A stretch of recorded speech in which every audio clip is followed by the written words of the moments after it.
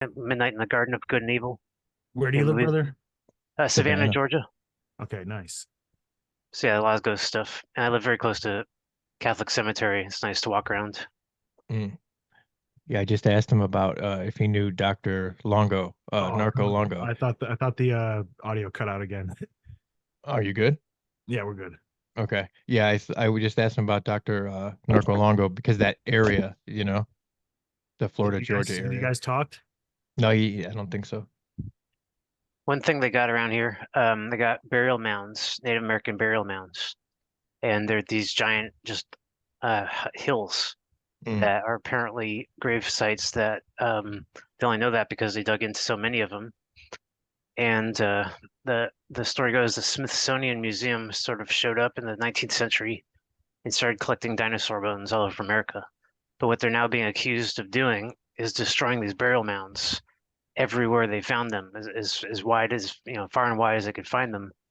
And a bunch of cities, especially in the East Coast, have all these records now of Smithsonian agents specifically destroying these of ancient sites, going in there and just like bulldozing the bones into rubble, just not being respectful at all, not trying to preserve anything, but also more to the point, even going so far as to claim that some of these bones are from ancient dinosaurs and not from giant humans. So, yep, that controversy still exists. I was actually very surprised when I first heard of this one.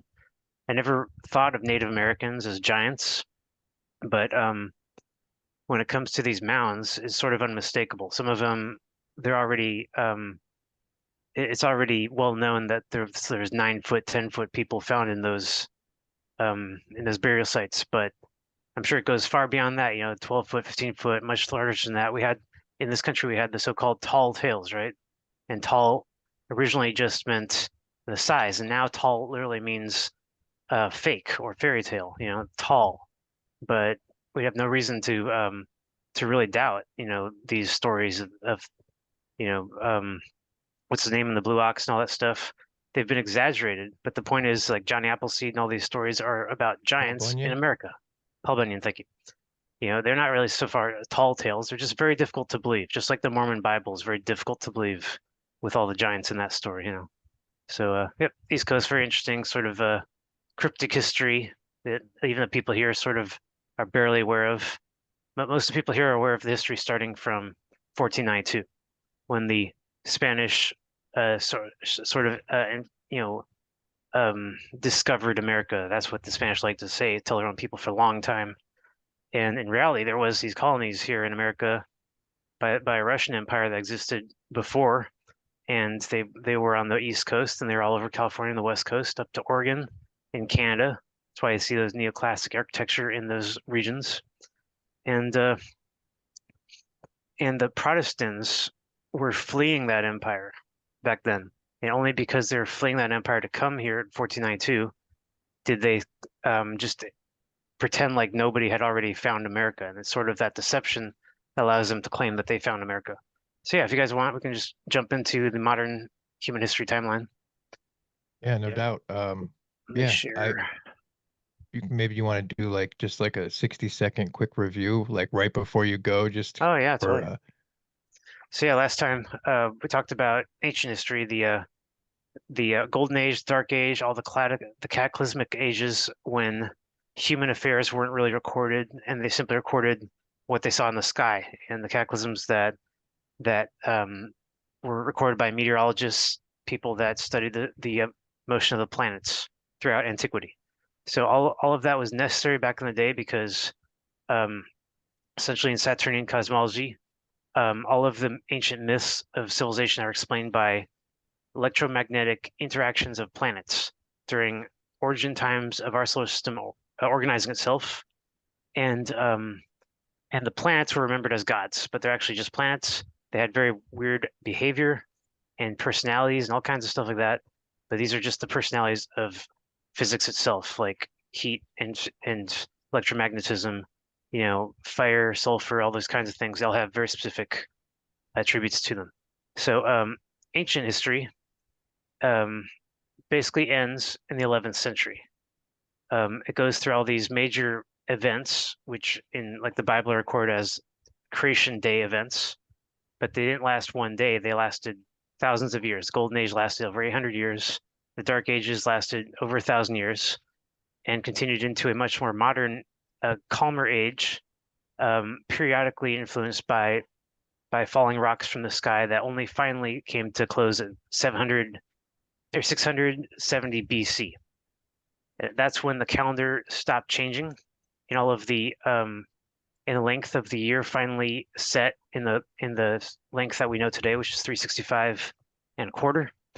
And we started adopting a lunar calendar back then because it was possible to keep track of time with the moon. We had captured the moon on Earth, and the moon had started to become consistent. One of the main points that Anatoly Fomenko points out in his modern chronology, in the new chronology of the last 1,000 years, he suggests that one big giveaway that there was a phantom 1,000 years added to it was that the moon recordings, they go from consistent for hundreds of years, and then suddenly the moon gets really slow, and then the moon gets really fast, and then the moon gets really, and then it goes back to being consistent again. Almost like people stretched out the moon recordings over time to sort of fill in a gap, essentially, is how he describes it. So based on the lunar recordings, based on astronomical dates of events like the Star of Bethlehem seen in the sky, the so-called conjunction of Jupiter and Saturn, which occurs every 20 years in our night sky.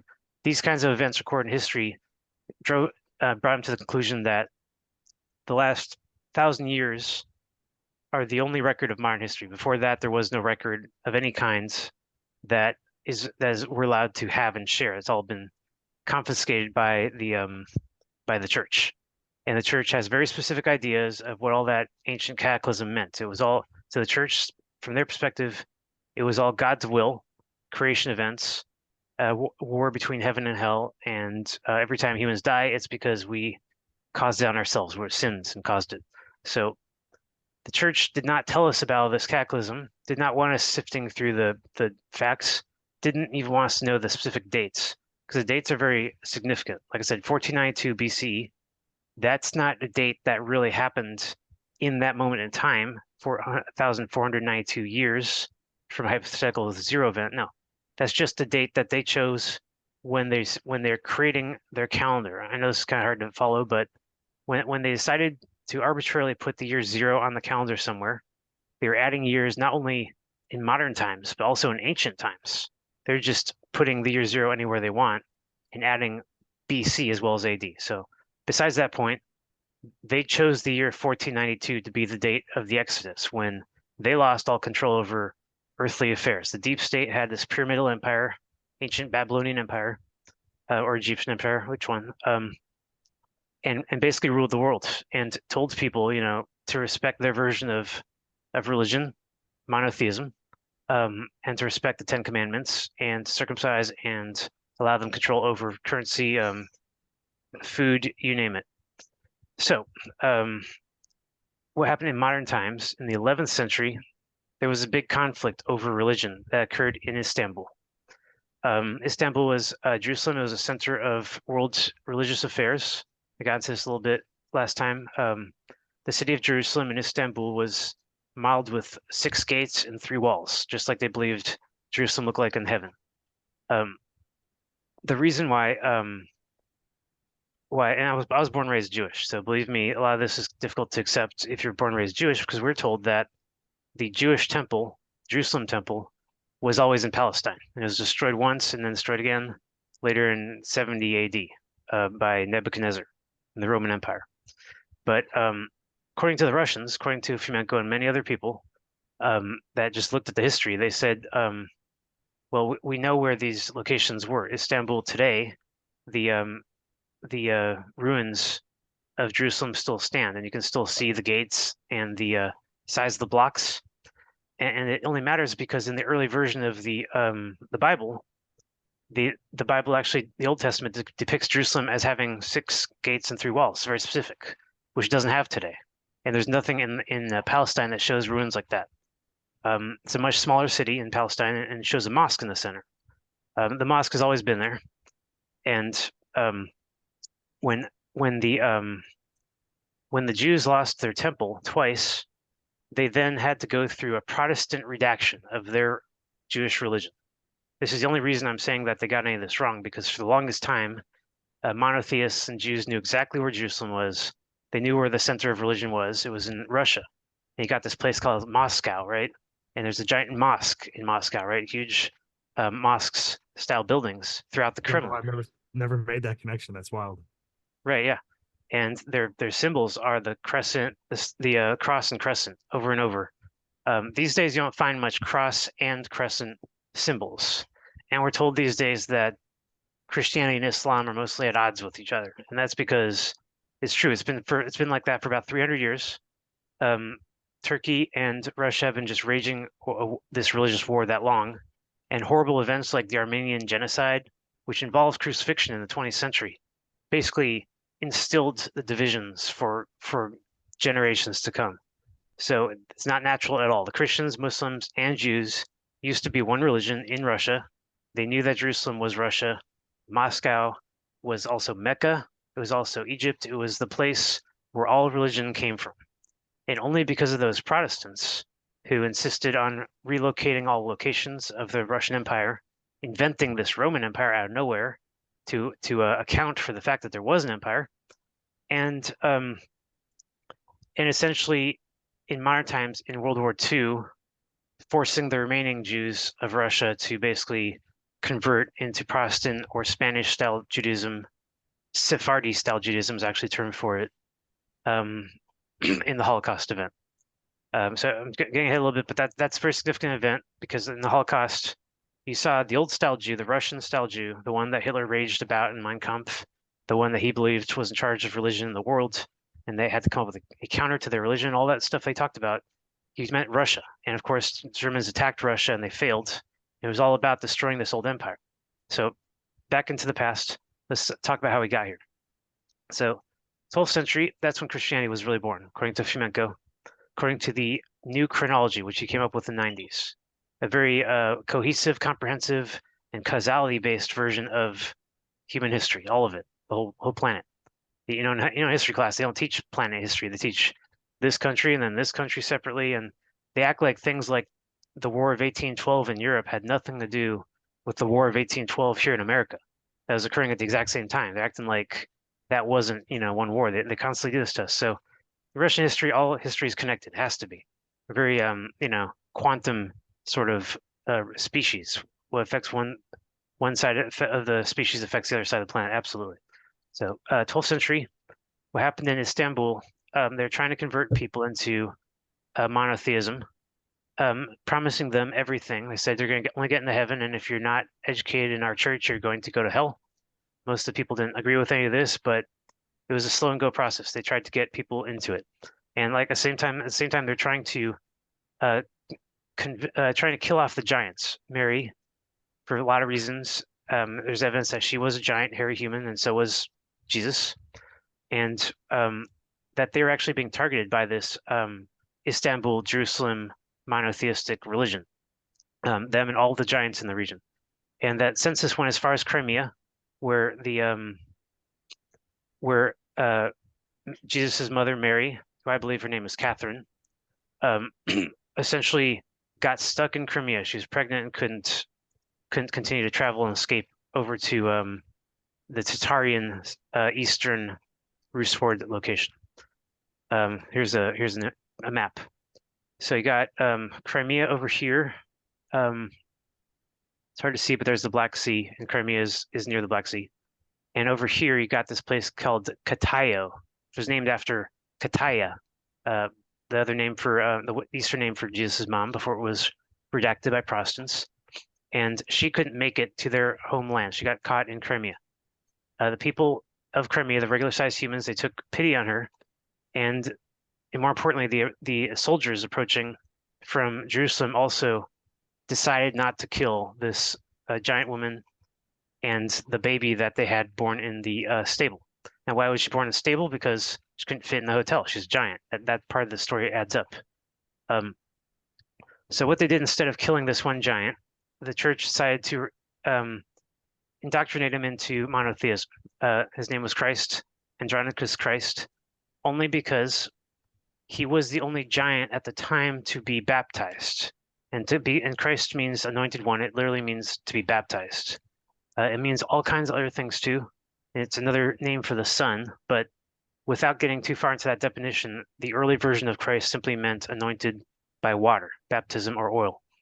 All right, So where do some of these giant Christ myths come from? Because this is wild. This is the first time I've ever heard it. I have heard of right, the Harry Mary thing, and I always thought it was Mary Magdalene, like the woman that some people theorize Jesus married. You're saying that it was Mary, his mother, that was the hairy giant, and that Jesus was a giant, and that basically the offshoot, like the Protestants or whatever you would call the Jews at the time, I guess, wanted to target the giants. And yeah, was I call Jesus them monotheists essentially was because they're. Go ahead. was Jesus a Sasquatch? Yes, definitely, absolutely. That's awesome. Yeah, and not to jump ahead too far, but there's this one location in Japan called the Tomb of Christ, and if you go there, you'll see a tomb, a big giant Oriental tomb, and a sign right in front of it says, "Jesus Christ lived to be 109 years old. His brother got crucified in his place, and he moved to Japan and lived to be 109." That's what that sign says. Isn't the brother's ear buried there? Was that I think that the myth is that the brother that got crucified for him, right? so Right. So you heard that one. cut off the ear and brought that to the grave. Yeah, I've heard of it before. Right.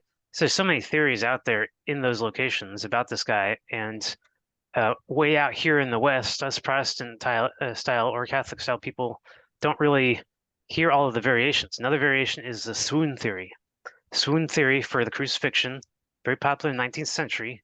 People read the Bible and said, "How do you guys know he died on the cross? There's no evidence of it, you know." That spear, the Holy Spear thing, that was a redaction of a much earlier thing. That was a cesarean surgery operation. You know, like, yeah, sorry, you guys got the Spear of Destiny wrong, but that's not what killed Christ. And he certainly didn't die on the cross. They've said this many times, many different authors, many different ways. And he was only up there for 6 hours officially. So it's really not enough time to die on a cross, frankly.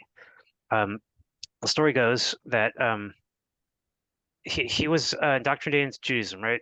And he basically rejected the faith. It wasn't really Judaism back then because it was very common for people to be regarding Saturn as one of the deities. The only real conflict people had back then was that they just didn't want to be ordered to put Saturn in front of all the other gods, especially the sun god, which is the one everyone preferred to worship at the time. So the Saturn worshippers, the monotheists, converted Christ into monotheism, baptized him to the name of Christ, taught him all this stuff about their religion that was essentially forbidden. And then he rejected it. Now, why did he reject it? Aside from maybe not really fitting in because he was a giant and stuff, there actually was this whole other reason that the Westerners totally don't understand. His mother was there throughout the whole story. Jesus' mother is there as a character in the story the whole time. She's very active, actually. The first way she's active is she had the kid and raised him. And when you raise a kid, you teach him basically everything you know. Eventually, you know, there's enough time in the day to do that. She taught him, Mary taught Jesus everything about that Eastern religion that she came from, the giant religion, polytheistic, having their own conflicting, contradictory version that threatens the monotheist version, the one where humans are at sin, and says, no, we're not. And this all happened for other reasons. And so this whole other religion developed called Christianity. And it's not the Christianity we know today. It's almost like a secular, non-magical, grassroots, and Gnostic version. It's called Gnostic Christianity for a reason. You can look up Gnostic Christianity and in the ways that differs from modern. The first way is that because they call themselves agnostics, they believe that they know everything. Right. By comparison, today, modern Christianity, we don't know anything, or Judaism. We're taught some ridiculous myths in the book. We're taught to believe in things we can't account for. We're taught to have faith in priests and governments and stuff for their actions because their actions are guided by God, invisible God. That's not very good. But the Gnostic Christians, they said, look, we know why the cataclysm happened. We got technology off of it from Prometheus. We're building all these cities all over the world. We don't need usury anymore. Sorry, you Old Testament types. Sorry, church, we're not going to listen to you ever. And one of the things that Jesus did was he knocked the church money changers tables over in anger. It's very symbolic and sort of overlooked in Christianity. some of the more, um, independent sects of Christianity regard these moments. They try to learn from them, but the rest of them just ignore them. And what Christ did that moment, he said, look, you guys can't have it both ways. You can't be the church's authority from God watching us with the all-seeing eye and putting that eye everywhere. All these Illuminati icons, long before the Illuminati existed, of course, but these whole like elitist icons, special people, special cults, special knowledge, all of that. He rejected all of it because at the same time they're changing actual money and coins with regular people and livelihood, mixing all of that stuff together, mixing their authority in with their usury. And he understood usury to be just this really bad negative thing. Without a doubt, I don't think anyone could argue that usury hasn't destroyed the world we're in today and caused almost every single war and made everyone in poverty and gone all day. So usury was rejected over and over by civilizations of the earth, by Christ himself. And so they punished him. They had no choice but to make a big example of this guy. They were going to just kill him and say, look, you've blasphemed against God, so your punishment is death, and we're going to send some soldiers and kill you because you're also a rebel and stuff. And Christ said, well, his family fled, as the story goes, back to his homeland, and then he came back to Jerusalem as a prodigal child. But why did he come back and go into that Passover ceremony? Passover, like I said, that was the Venus event ending the Exodus. Everyone knew about Passover back then.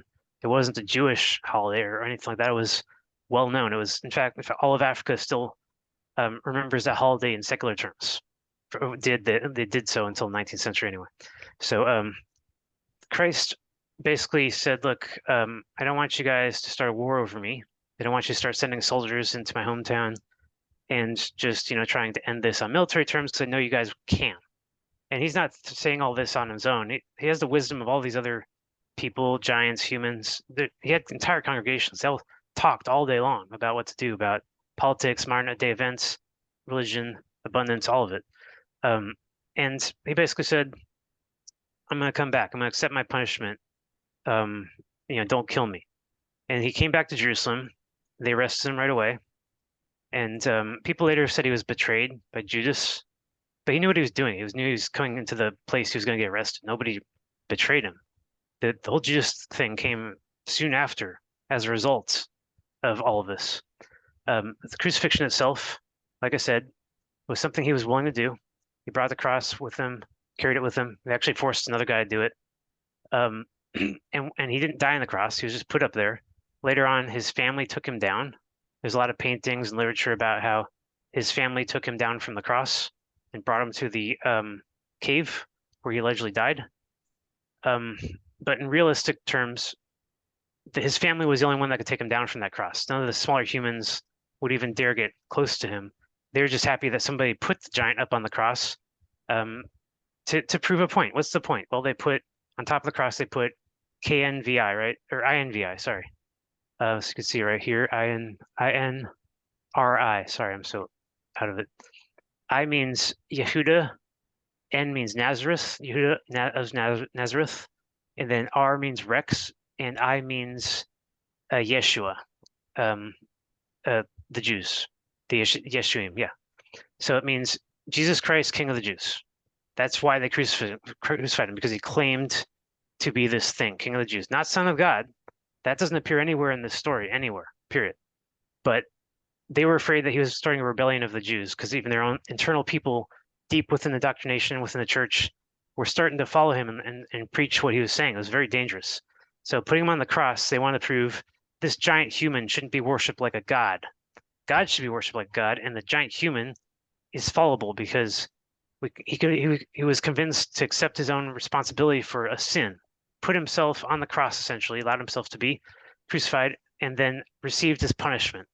They also timed the whole event for a eclipse. The church is well aware of eclipses and when they happen. It's kind of a new phenomenon, so they want to make sure to take advantage of this day, do something on that day.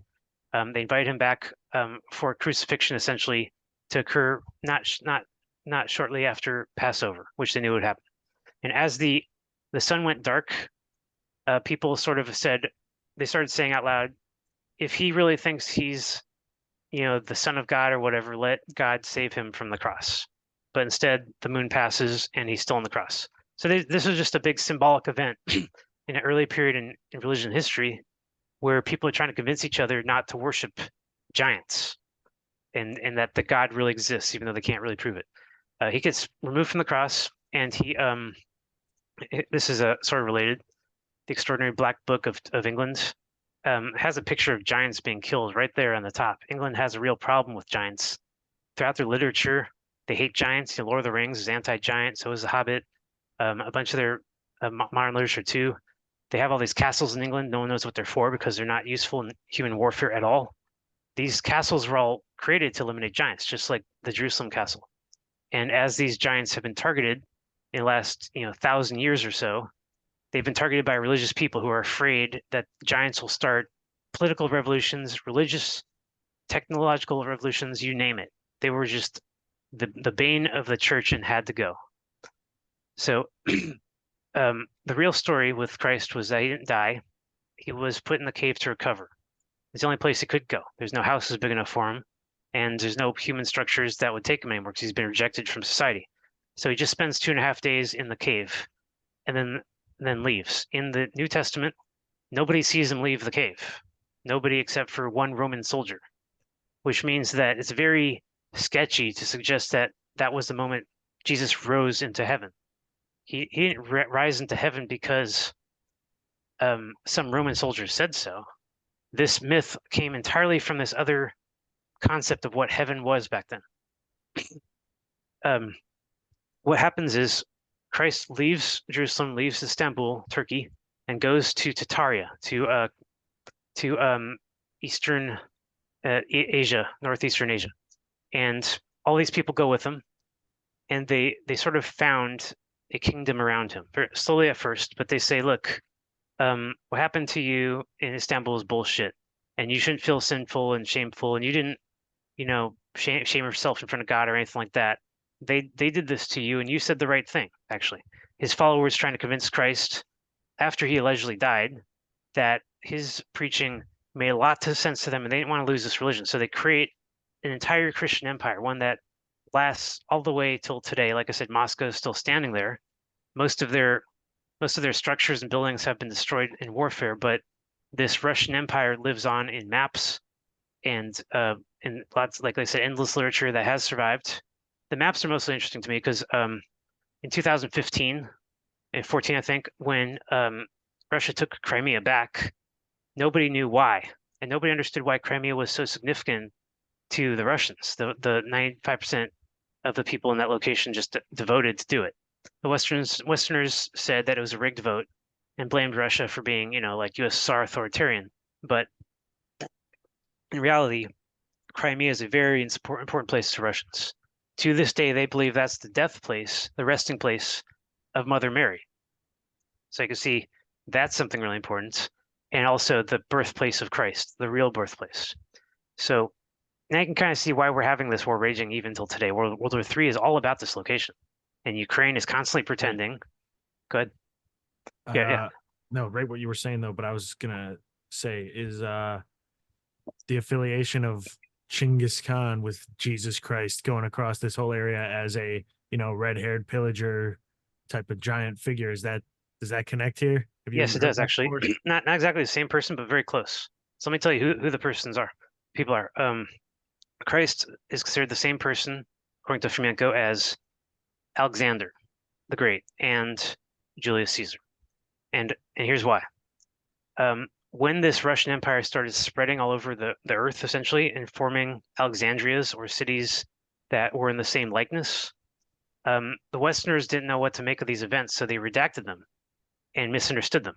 The story of Alexander was the story of conquest after Jesus's death, and while he was still around, alive, part of a new empire that was forming. So why did this empire form so rapidly? That's the first real question to answer, because it's just not just another empire. It was started directly as a revenge of the crucifixion. Crucifixion occurred in 1185, and the first crusade, the first real crusade, occurred in 1196. It's known as the Children's Crusade or the Third Crusade in Western chronology, Scalgerian. But it's very interesting that it's called that there is a children's crusade at all. I don't know if you've read about that one.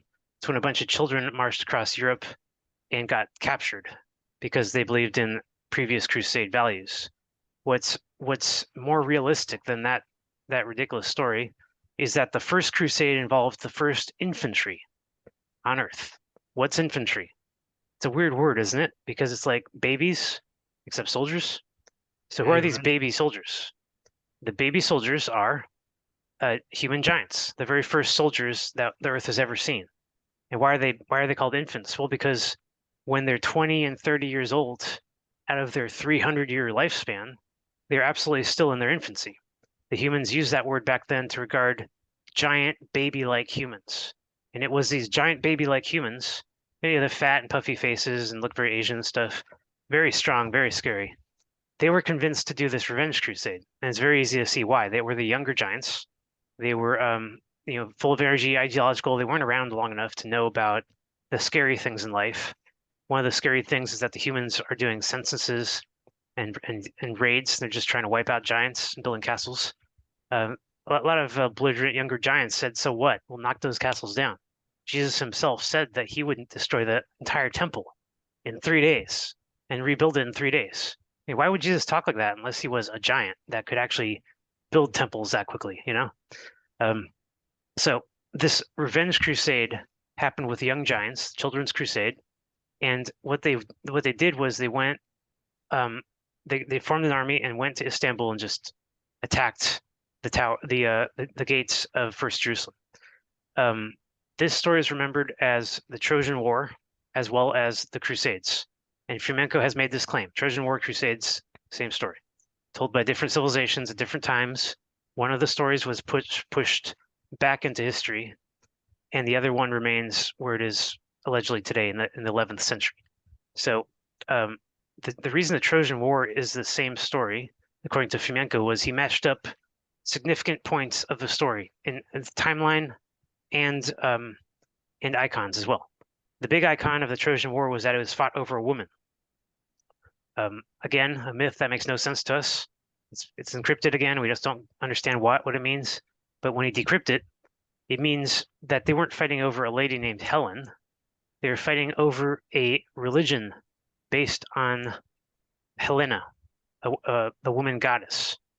And while there isn't a goddess named Helena, it was at the time, long before it was redacted into the Greek mythology we know today, was an early rival of Catherine/Mary. She was the other woman of that battle. In the Trojan War, they don't really tell us about the other woman that caused the war, but that's what I'm saying. It was a war over religion, not a war over women, physical women. And when the soldiers of the new Tatarian Empire attacked Istanbul or Troy, they were trying to throw down that new religion based on monotheism that put Athena, I think it was, as the new goddess of associated with Dionysus, associated with Old Testament mythology as the goddess of the religion of modern day. So it was old goddess versus new goddess. And Catherine wasn't even a goddess. She was just the mother of Christ. So, she was, for that reason, remembered as a holy goddess. So it's kind of vague and confusing, but if you see Fomenko explain this stuff, well, actually, it's still very confusing, but it makes sense. And that's the part that really got me in the end. So back to the story. This giant army attacks Jerusalem, and they takes them 10 years to knock it down. And they go in and they do revenge against everyone that crucified Christ. This is true in the Western Scaligerian story. It's just not clear why the Crusaders of a thousand years later would want to take revenge for something that happened long in the past. But in this story, it just happened 10 years prior. And one of the things they do is they just find everyone possibly responsible for this crucifixion. They find this guy Judas, who was paid money to basically as an informant. He didn't really do anything else, but they went and they cut him open and they hung him from a tree. There's paintings of him disemboweled. It was just revenge. That's what revenge is. And they crucified a lot of the priests and stuff at the time, and utterly destroyed monotheism. Just ruined it. It was just driven into the ground. Its adherents scattered and no longer believing that the Old Testament God actually had physical power to fight in modern times, which was one of the claims of the priests. And these giants once again proved that they are superior to invisible gods. This also appears in anime, like Princess Mononoke had that theme, destroy all the giants of the forest and people will stop believing in them, that kind of thing. It's in our literature because it's happened. We eliminate all the giants of the planet, and now we don't have anything to believe in. Now we believe in anything they tell us. So this crusade event changed religion significantly, destroyed monotheism, instilled polytheism for centuries to come, and with all of their war utility and conscription and planning for their invasion and everything, they basically started building the means of that first empire on Earth. Exactly what the religious people wanted to do in Istanbul, but didn't get the chance to do. And they build this Rus horde empire.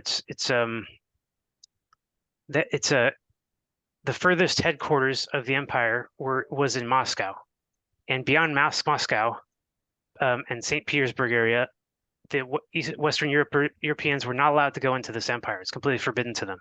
Whereas in Europe, people were allowed to basically move around freely. However, they were subjected to the usury of the church. Everyone had to pay taxes to the church. So Europe started becoming a place of very of decadence, of misery, disease, poverty, and at the exact same time, this Russian Empire in the East was expanding with all this technology and beauty, plenty of space to live, no overpopulation problems, no abuse of church. There's just this huge stark contrast between East and West, between left and right. And you get this term right, the word right, which means the right side, but also means righteous, like correct. And the righteous right side empire regarded itself in all ways of life as the right way of doing everything, and the left side as the wrong way. Later on, the word left was invented to fill in that gap. But you can see where the word right comes from. In this picture, you can see that the Russian Empire invaded Europe over and over and created sort of gates, locations where Europeans wouldn't be able to pass back into Russia. That's what empires look like. They have layers of systems of control, passports. They invented carrier pigeons and all that kind of stuff back then. So it was a very modern empire. They had like a mail service. And that mail service is the exact same mail service we use today. It was never reinvented by anyone. It was just simply adopted by every empire until modern day. So some of those things are still there. It was also known for water, water pipes, aqueducts, everything the Roman Empire was known for. This Russian Empire actually came up with and invented and spread everywhere they could.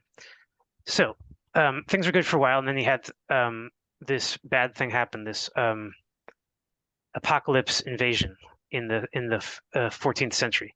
So here's a paintings of brothels in Pompeii. Sorry, that's in near Italy.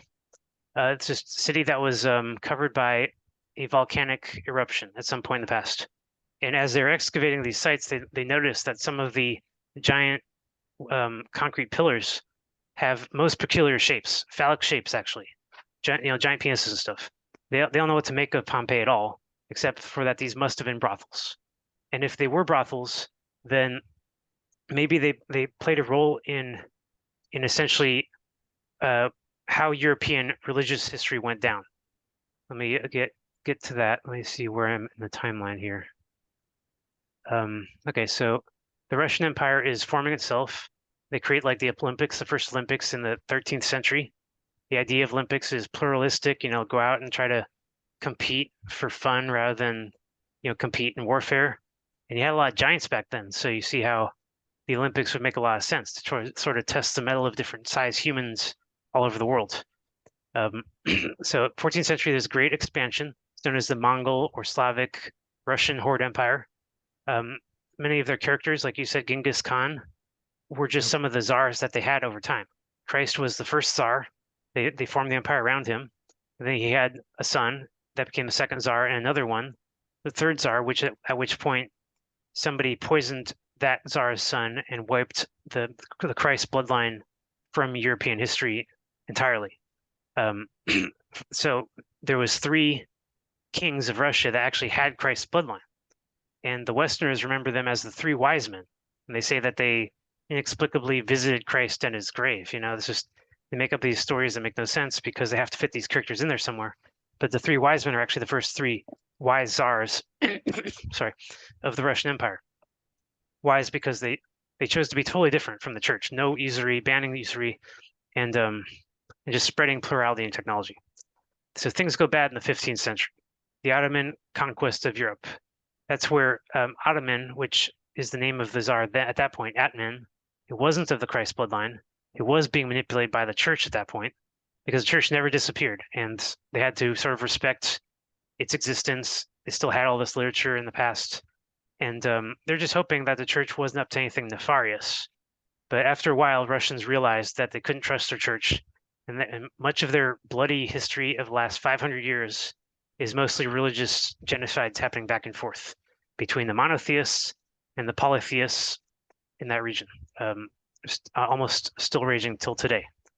So the conquest of Europe happened, like I said, because the church managed to take over the king bloodline and control over the kingdom, essentially the whole empire, by the 15th century, and started a religious invasion of Western Europe.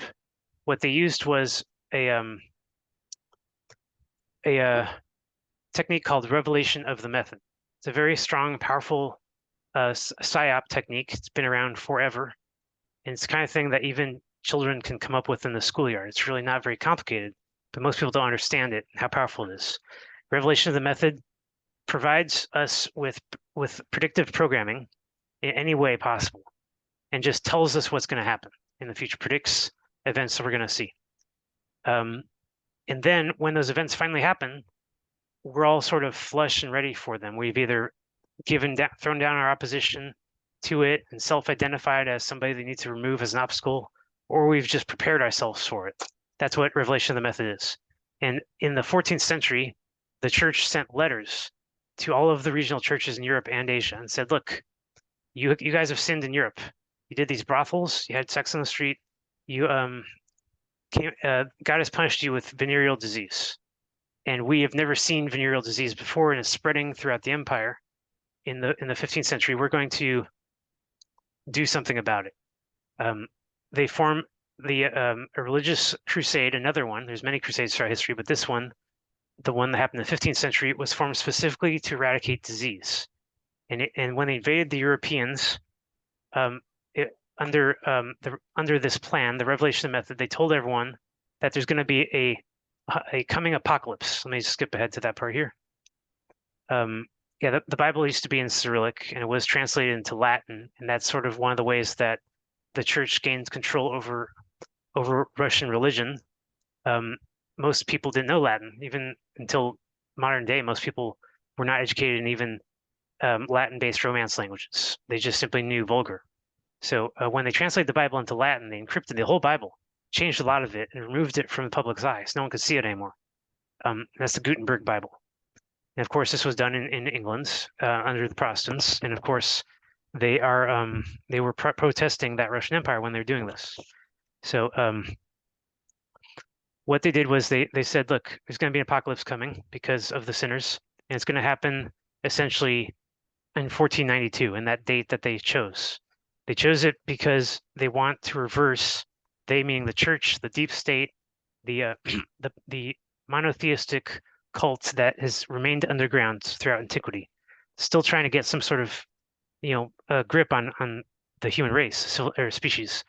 And they use this apocalypse plan, basically to get everyone ready for this apocalypse.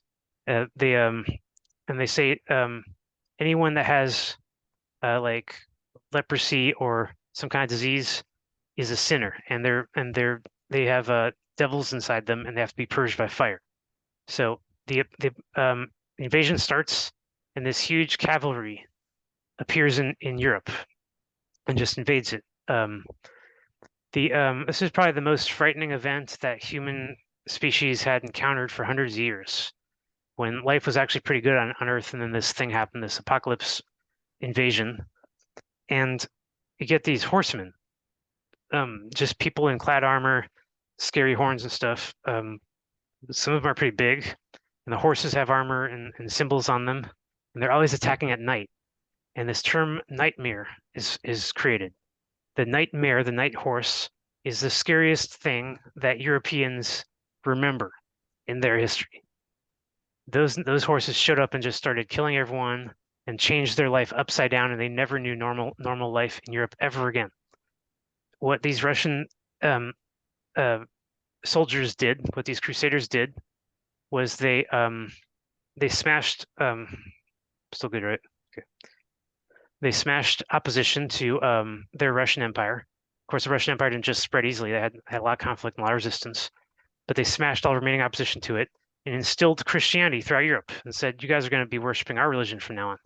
And it's not that Jesus is the Son of God. That's not what they're teaching people, but is that Christ is the biggest, most important human in the empire. The first is R, and the wisest man, and all that kind of stuff. So they instilled that stuff in Europe, and Europeans mostly took to it. That's why you got the Cathars there, and also the Khazars.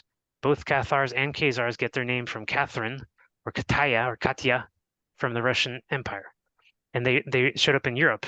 And like I said, they're later slaughtered. So why did that happen? You know, they're doing what the Russian Empire wanted, and then later on some other empire slaughters. So here's why. During 1492, and I'm sure you know this date from school, they tell us that Columbus discovered America. But what really happened was the Europeans created these giant flotillas, and in desperation to escape this invasion, boated to the Americas, anywhere they could actually. Found a lot of islands and stuff. There's no such person as Christopher Columbus, never existed, and there's no literature for that. Instead, you got this term, Christ's colony. Christopher Columbus literally translates in Latin as columb is colony, so Christ's colony. So they're creating a Christ colony in America to escape the Russians, whose religion they were protesting. At that point, the Protestants already had their own version of Christianity, one that was merged into the monotheism that they were trying to hold together in their underground, deep state, cultish manner. And they said, look, we'll accept Jesus after 200 years. They finally did accept Jesus. Big if, everyone agrees that Jesus is of the King David mythical bloodline, not just some Russian, pagan blood guy, but of the King David line. And B, is the Son of God. And if you guys want to say that, like Romans 10:9 instructs us to, proclaim with your mouth that I believe that Jesus is the Son of God, and you will get into heaven. Those kinds of people who took that version of the religion, the one that was stamped out of existence, they brought it to America and it survives here. There's a lot of reasons why people think that America was A, founded by very deeply religious people, and B, founded by deep state occultist Illuminati type people, the same exact type of people as a result of merging Christianity with monotheism and bringing all those old symbols with them. So 1492, they chose that date because the old deep state empire is trying to plan over hundreds of years its reemergence on Earth. And it just simply wants to go back through the timeline, through all the BCs, event by event, and get to where they used to be in the future, AD, at the same point in time, if you follow me. And at this point in time, it was necessary for the deep state to take as much control as much as they could with military means. And they did. They really sort of conquered the world in 1492.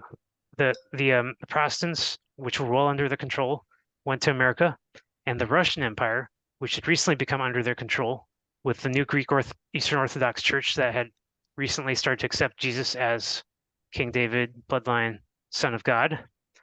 The deep state now finally had control over the whole Earth from that point on. And since 1492, we've seen nothing but warfare on Earth. Before then, pretty pluralistic. 16th century. Yeah, go for it. Yeah. So what would the current, or I guess what they've proposed to be the current incarnation of the Catholic Church be then? Because that's also some deep state Saturn Totally. stuff, Yeah.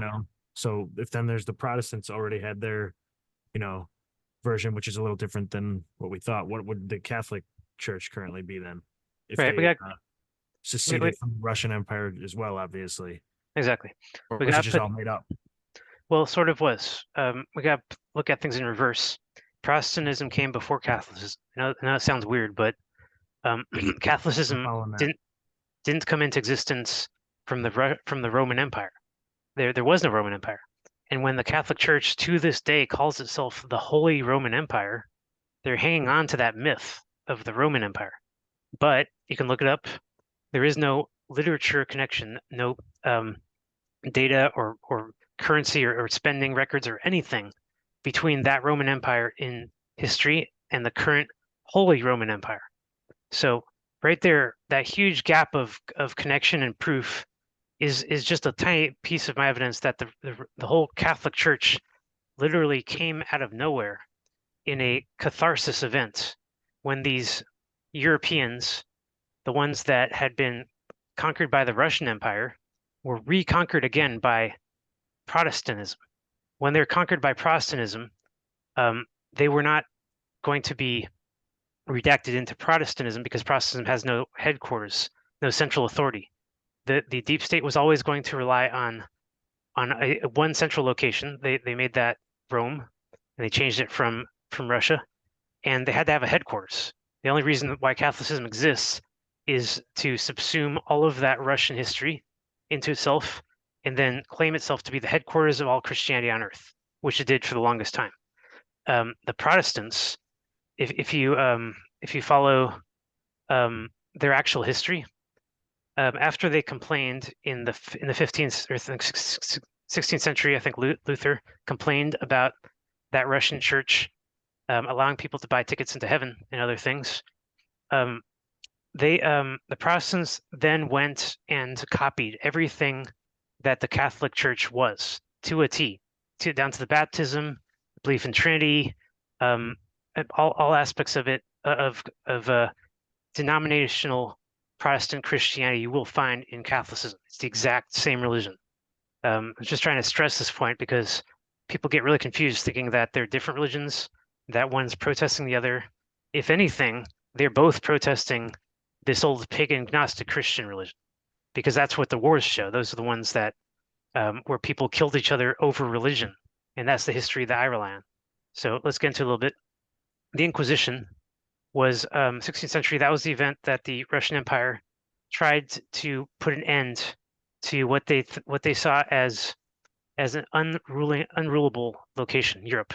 They're trying to put an end to their lack of rulability. They wanted to just get some order in there, and they put an inquiry to find out why things were so bad in Europe. After the 1492 invasion, things were not settled. People became extremely paranoid. They became prude. Christianity is now known for prudeness these days, as they rejected everything about their promiscuous society beforehand that allegedly won them that sin where God punished them. And it started what we remember as the witch hunting era, the later on Dark Ages, when people were very ignorant and were actually willing to accuse people in their own village of such things as witchery or being, guided by the jinn, or something, and then burn them at the stake. Like, that's really bad. You don't want your citizens doing that if you're an empire. So they sent their emissaries, and they did a big inquisition. They dragged people into court. There wasn't much torture. That's what the Protestants like to remember. But really, there wasn't much, according to Russian history. And this was a very necessary event, because it's either people are going to keep getting burned at the stake and accused of bullshit, or there's going to be some sort of law and order and police force at some point. It's a choice between one or the other. So the Inquisition was necessary. It wasn't that violent.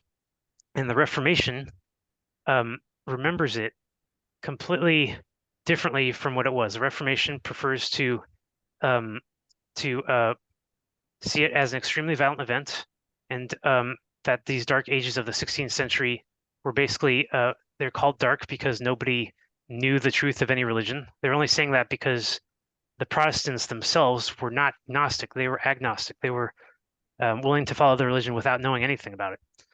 And then the Reformation went on later on to erase everything about the Russian Empire, everything that was in literature. It was, if you look up the Reformation, what it entails essentially is at every level of our society, from literature, arts, knowledge and science, math, and language, the Reformation just erased the old and brought something new in. New types of paintings, new types of music, concentrating on modern, contemporary things. No more gods, no more mythology, no more origin story of how we got here, no more knowledge of any kind. And now we're making paintings of lakes and trees and ducks and people and stuff. So that was the Reformation. It was a deliberate attempt to erase everything that Russian Empire used to have, and it was happening within Europe, and the Russians couldn't do anything about this kind of resistance. This was very sort of grassroots, and the most significant movement within the grassroots Western Europe Reformation was the Jesuits. The Jesuits have left their mark on this planet on every location. They start at this point in the 14th century, 16th century now. They start their pilgrimages all over the planet. They go to Sri Lanka and they discover Buddhism. They go to America and they try to convert the Native Americans into praying Indians. And they go to Egypt and they try to tell the Egyptians under Napoleon later on, well, before Napoleon shows up, they try to tell the Egyptians that their Old Testament God has shown up again, and they build the Sphinx. I believe the Jesuits built that Sphinx.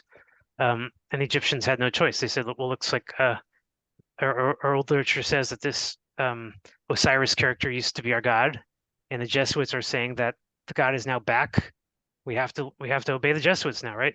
It was a very tricky, simple technique that the Jesuits used everywhere they went, redacting existing mythology of the locals, knowing all about it because they had all that Russian literature, which spread it all in the first place, and twisting it around so that everyone's worshiping the monotheistic God and its savior son by many names. So the Jesuits, they're the real reason for Catholic Church existing. They're the ones who refused to give in to the Protestant autonomy and made sure that everything had a headquarters and an order, military order, especially in Spain and Italy. And in 1523, they make their pilgrimage to Palestine, and they say, "Look, we found a ruins of an old temple. We think it's Jerusalem one." The Jesuits identified they're the ones who found it. The problem is that they had to actually walk through Turkey to get to Palestine from Europe, and they literally walked through the ruins of ancient Jerusalem in Turkey. They didn't even identify them or recognize them. So the Jesuits' pilgrimage, the pilgrimage used to be a very common thing. Everyone used to go to Mecca in Russia. It used to be natural, but the Jesuits turned pilgrimage into this other thing. It was an act of faith. Walk past his ruins, don't stop there, and don't, listen to the religions of that area, and go to Palestine and then tell those people that you found Jerusalem. It's a mission. It has a military aspect to it, has intelligence gathering, all that kind of stuff. And through this Jesuit mission, we're able to start convincing Western Protestants and Catholics that Jerusalem was in Palestine and not in Russia. This is how the Jesuits subsumed one after another all of the Russian locations into their new religion and relocated them into different locations. The Holy Inquisition, that's the later one, has a lot more to do with the later reports that we got about the Inquisition, where they're torturing people, Torquemada, and all that kind of stuff. I won't get into that too much, but yes, this is where the Russian Empire and the Eastern European Empire, its vassal states essentially, start doing things they really shouldn't do. They're starting to go after people for their religion and prosecute them. And we start hearing of pogroms. I think I pronounced that correctly, against the Jews. Pogroms. I'm sorry, I got that wrong.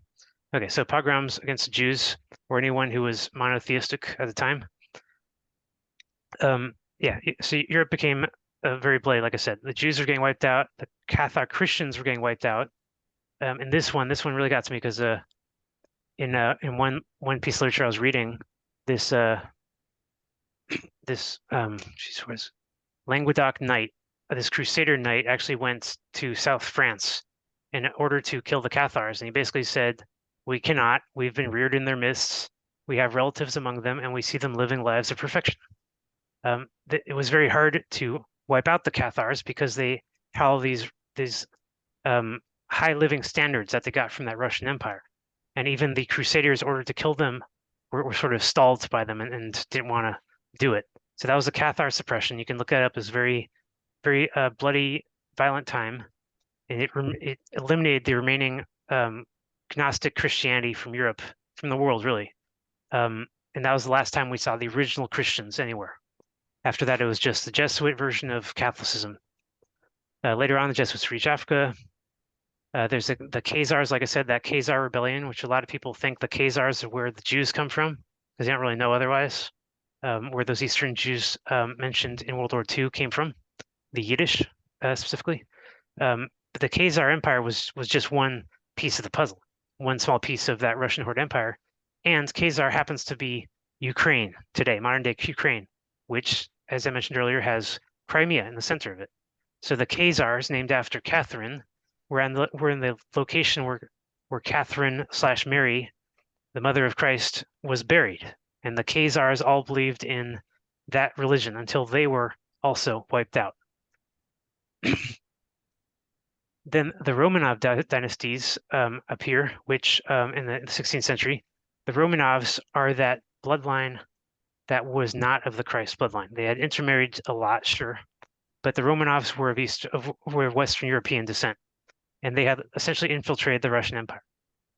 They did all kinds of horrible events where they ordered the generals of all the armies of Russia to be assassinated, much like was depicted in Star Wars Episode 3 when all the Jedis are killed. All these stories are actually redacted from old Russian history. Very sad stories, and their original versions are much sadder than all of the redacted versions we see today. A lot of these stories were entered into the Bible, even the ancient Old Testament Bible, the one that Jews consider to be unchanged for over 3,000 years, for the most part. And the book of Judith specifically, Jews, I remember being taught in Jewish school that is a very ancient story. But actually, Fomenko points out that this is a story that happened in the 16th century when Esther, also known as Judith by the other side of the empire, the other side of the war, convinced the head of the Russian Empire to not wipe out the Jews. That's essentially the story of Esther and God, what religious holiday is this? Purim. It's been so long since I did these holidays. Purim, we basically have this holiday in Judaism where we remember this one woman who saved the Jews by convincing the king to not slaughter them. Yeah, this happened in Russian history, and it was pushed way back into ancient antiquity when they created that Old Testament Latin Bible, simply because the Protestant/Jesuits did not want the Russians getting credit for any of these histories. They're erasing the Russians. Gregorian calendar shows up, makes adjustment to the days of the calendar. Looks like it's been fixed for hundreds of years now and is not going to change. So they set it to 365 days, but they also set the date, and they changed that letter iota into 1,000. And so by setting the date, the Gregorian calendar actually adds 1,000 years into the timeline that weren't there before, and also removes the lunar calendar in the 16th century. We could have a lunar calendar today, and in Judaism, we actually do still have a solar lunar calendar. I remember on the wall, I would see that there's the moon months and the sun months essentially on the calendar. Very cool stuff. But this Gregorian calendar just erased it. We're not going to do that anymore. 13 months made it exactly of 28 days. It sounds great, right? We should do that. We shouldn't name the months after Roman names and stuff. We should name them after nature, like the French did, that kind of thing. But that's beside the point. So the Protestants are redacting everything and literally erasing calendars. The Romanovs rise to power in the 17th century, and they basically start this huge war with Istanbul, and they break up this Hordian Empire. The Hordian Empire, which used to spread throughout the planet, is now at war with itself between its Muslim counterpart in Istanbul and its Christian counterpart in Russia. And the war lasts 300 years, starting 17th century, all caused by the Romanovs and their weird alliances that they make, their dynasty. And this is this is the point when the empire basically falls apart. However, they still have all these coins all over the world. You can find them all over the world. They left their coins and their neoclassic architecture all over the place. You can see on these coins here, that's a star in the crescent, right? There's a star inside the crescent. A lot of people think that means the moon and the sun. But since when does the sun appear inside the moon? Since never. So the star in the crescent was a different event. The star, like I said earlier in the last interview, that's Venus in the Golden Age. You got Saturn, Venus, and Mars looking down at Earth, stuck in the North Pole at all times. And as the days rotated, one side of Saturn would light up and it would become a crescent. So you got a star and crescent, and the Russian Horde Empire simply remembered these images. It was that Protestant Empire that didn't know what they meant, and to this day we still aren't sure exactly what they mean. So yeah, deep state erases all Russian history from their chronology. This is when the Jews come into public life. Until this point, the Jews, monotheists, the Saturn worshippers, and all of the people that were aligned with that Old Testament religion, they were underground until now. And with this conflict of the Christian Empire, they emerge in the center of it, in charge of it. And now, from this point on, everyone, instead of blaming the Tsar for all of their troubles, will start blaming the Jews, knowing that they're in charge of Russia. And for 300 years, you got the pogroms occurring in Russia, where it's either the Jews are getting wiped out or the Jews are causing other people to be wiped out. And that's their horrible civil war in history. In England, you got civil war there too, as the Russian Empire has lost all its control, and they left behind all these gold changers, these bankers who are basically running things there, and none of the Protestants know how to create gold, the philosopher's stone. I'll tell you right now, it's made of phosphorus and mercury. You treat those two elements together, you can make gold and you can make silver. If this knowledge was ever commonplace, the gold standard would disappear. And gold-backed currencies and gold assets, anything called precious metals, would plummet in value overnight. So this is one of the most closely held secrets on this planet. The periodic table, the one we all are forced to learn in school, shows gold as a periodic element, as a atomic element that cannot be created. And that's just not true. There are other elements that can create gold, and gold can also be destroyed, which has been recently proven. So as the empire breaks apart, and this empire, which was able to make as much gold as it wanted, they designed entire golden cities in America, especially South America and Central. They had gold on the top of the mosques, and they buried tons of gold artifacts in graves. But with the breakup of the empire, all these locations became targets for grave robbers, because the Westerners saw gold as a value, and gold became the standard of currency absent of an empire. So I'll skip ahead because I know we don't have much time left. Yeah, the deep state targets the independent banks of England and wipes them out. There's this terrible plague that occurs in England, and then the fire of London, and then this giant comet which scares the shit out of people. I'm not gonna get into it, but all these crazy events in London act to sort of suppress the rebellion and enforce the deep state's control over London, and London becomes a headquarters of the deep state from then on. Rex Bellator plan, I'll get into that quickly. Rex Bellator means in Latin warrior king, and it's also otherwise known as the Antichrist. The reason the Rex Bellator plan even exists is after the deep state was defeated by essentially Christ and his empire, they didn't know how to fight back against an empire like this. So they decided to just come up with their own, like I said, the Protestant version, and they had to come up with a leader that heads the whole thing, somebody that's just like Christ, but will do what they tell him to do, Antichrist. And so they came up with this Rex Bellator plan. It literally means a unification of all religious military orders of the earth under a Rex Bellator warrior king, which by definition has to be widowed or single. This is a man, not a woman, cannot be married, cannot have somebody in his life that's going to tell him, oh, don't go slaughter those people, or oh, you don't really think you're the son of God, do you? But this Rex Bellator plan appears over and over throughout history. Napoleon was Rex Bellator, absolutely. His wife didn't give him any kids. Hitler was Rex Bellator. His wife shot herself in the chest.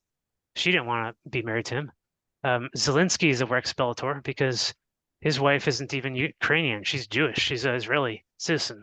So she doesn't care what he does, and Israeli women are sort of militaristic anyway. They got to be conscribed into the army. So and Rex Bellator is a deep state's plan to unify everyone.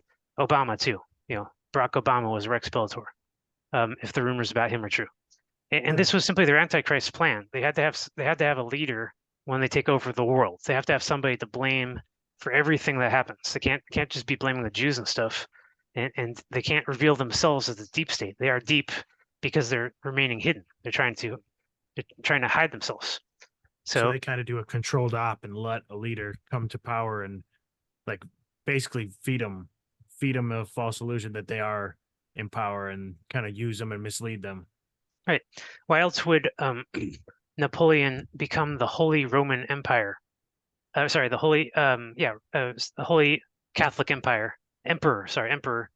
in 1806 or whenever he was coronated, like the Holy Emperor, where do you get that kind of authority from? It's because they were all telling him that he has like ties to gods and stuff. They're trying to build up his ego.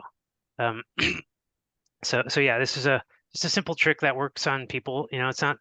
You don't have to search very hard to find some guy out there, some useful idiot that's willing to believe in these kinds of things. So the Rex Bellator plan, like I said, keeps appearing.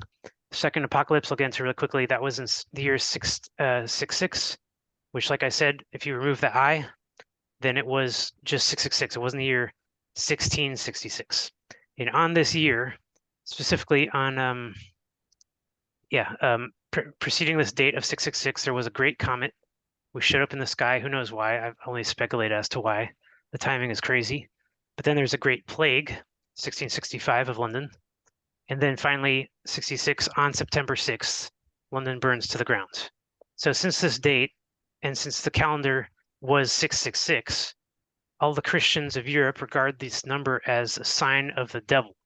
The devil destroyed London on that day. And in modern times, they say 1666, so nobody has any reason to associate that date anymore.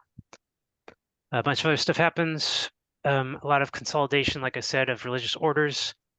The old orders of Solomon, King Solomon, the first king of the Jews. Sol means son, so Solomon really means sun king. And Christ was the sun king because he was the first human king after the sun savior appeared. The first person that was compared to the sun in all those ways. So King Solomon is just another version of Christ, the first Tsar of Russia. Let's see, deep state consolidates central banking. They know exactly what they're doing when they're setting up all this world domination. Now, this is where my timeline ends, because even Fomenko says the last 200 years of history has been completely hidden from us. We're not allowed to know about that part of history at all. He blames one particular author in Russia. This one guy, he says, actually had access to 19th, 20th century Russian literature and refused to allow anyone else full access to it. And he blames this one guy for not being able to complete his own new chronology timeline. He doesn't have any reason why this might be the case, but since that's where his timeline ends, I've gone on and speculated as to why this 19th century essentially blip now exists. There's a theory out there called the mud flood event. Have you guys heard of mud flood? Yeah, of course. Yep. Okay. Mud flood allegedly 19th century is when it occurred, and nobody's really sure exactly why it happened. But there's just so much evidence of it happening. There's mud in places where there shouldn't be, raising the level of the buildings, level of the ground around the buildings, sometimes entire stories. There's one tower in Salt Lake City that is buried like 5 or 6 levels down into the ground. There's no explanation for this, aside that there was a mud flood event sometime in our past, and we don't know why it happened. So I have another article called the Mud Flood Energetic Event Hypothesis. And I believe that for geopolitical reasons, there was a cataclysmic event in recent times, in the 19th century, that was completely human caused. It wasn't just some asteroid, coming by in bad luck or something. And it was directly a result of the 1812 war, which was the Napoleonic Wars, which once again, the deep state tries to destroy Russia. raise a huge army, and they go there and they lose 600,000 soldiers, and they fail to accomplish anything. The Russians are very clever to destroy their own Kremlin. They razed it to the ground. It took me a long time to accept that they would want to do this, but they knew that the French would turn it into a brothel, and they wanted a chance to take all of their holy texts and scatter it throughout Siberia, which is the only reason that any of this stuff survived. I actually have this book. USA has issues with 18th century maps because the maps changed in the 19th century. Suddenly, we have different looking maps of Earth. One change, there's no Great Bering Strait anymore. It's just gone. One change is there's a Grand Canyon in the middle of Western America that wasn't there before, that the Spanish explorers did not see when they crossed the Rio Grande. They didn't see a Grand Canyon. There's the Himalayan mountains, which appear in no Russian Tataria maps anywhere. I can go on all day. There's New Zealand, which is an entire continent that was created out of nowhere, and an old continent called Zealandia with literature references, which no longer exists. Just weird stuff that happened in the 19th century that isn't well explained, and it's called the Great Reset and the Mud Flood event. So what do I think happened? Very simply, in the Mud Flood event, you have, let's skip ahead to one picture in particular, because a lot of this I explained already. Here we go. One thing that if you followed my other stuff, you'll know that I believe that Mars always had human life in it since antiquity, and it was just forgotten since all the planets went into their final orbits, and all the old cataclysm was redacted by religious people. But the humans on Mars were always there, and they make up a big chunk of that deep state, trying to rule Earth out of necessity. They don't have much resources there, and they have trouble with like reproduction and stuff. So Mars needs stuff from Earth. They need women, they need food, water, you name it.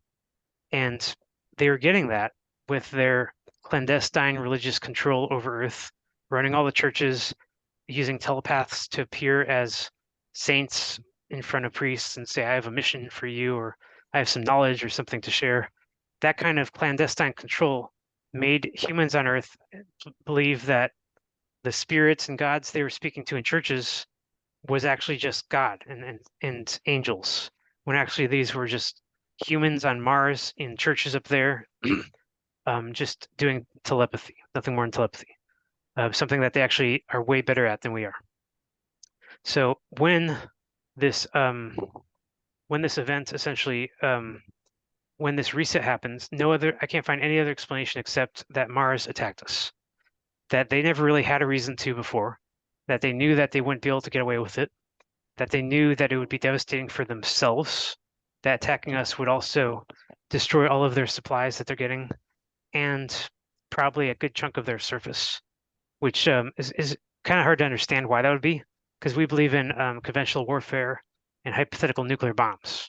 We're taught all this fake stuff about war, but the real war is electromagnetic warfare, lasers. And when you build a giant laser and you shoot another planet, that energy is going to go directly to the closest planet nearby. It's not going to go in a straight line in space.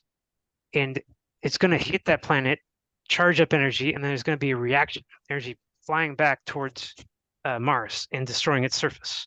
This isn't some light event that they chose to do willingly. First thing they had to do was they had to enslave the population of Mars. They did this simply by building all these cities throughout the planet. And I have a Mars article as well, where I go into great detail about how in the 19th century, many observers saw, especially Lowell, saw the canals on Mars, and that the canals were completely unnatural shapes. They're deliberate shapes made to spread water across the southern hemisphere of Mars. And to control Mars, all they had to do was turn off the water. It's really simple. So easy to take over control over Mars, but it's much harder to control Earth. And when they sent Napoleon to take out Russia, and when he failed, that meant that the Russians were now in a position to take over the Earth again, and the deep state was about to be wiped out again forever.